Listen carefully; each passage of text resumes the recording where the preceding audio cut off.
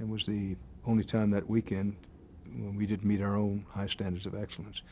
But what happened was that there was a service for President Kennedy, at I believe the National Cathedral, but a service would be carried live. You know, none of us slept that weekend. I don't remember getting a wink of sleep that weekend. Everybody under pressure. But we talked about, New York talked to me about what would happen on Sunday morning. And what would happen, they said we're going to carry the service live for President Kennedy in Washington.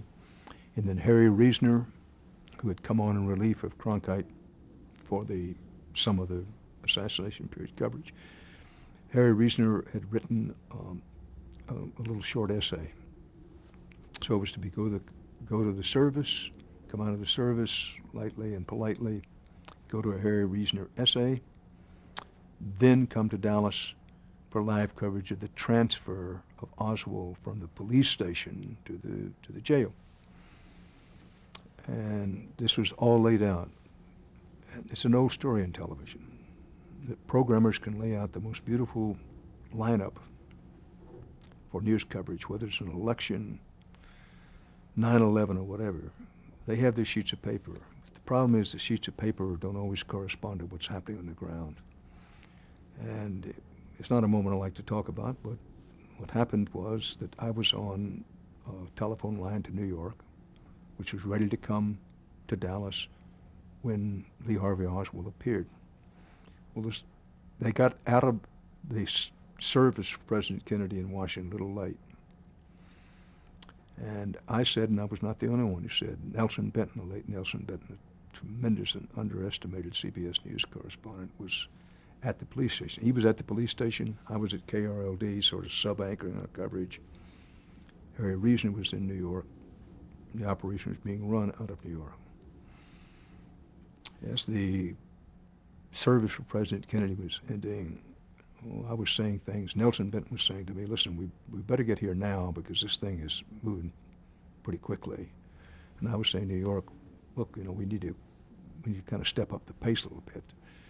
And what they said was, look, Harry feels strongly about delivering this essay, which I can understand. It was a beautifully written piece.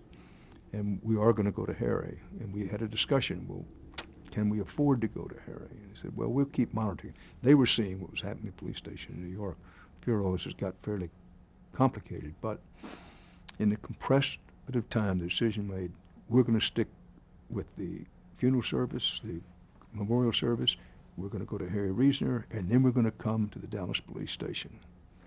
Well, Nelson Benton, he's a very polite, low-key, deals with pressure well North Carolinian. I never heard him shout in my life, except that morning. He said, here they come to us, cut to us. I said, hold it, just hold it. He said, listen, hold it, hell, this is happening. This was just, we're going to see Oswald being transferred.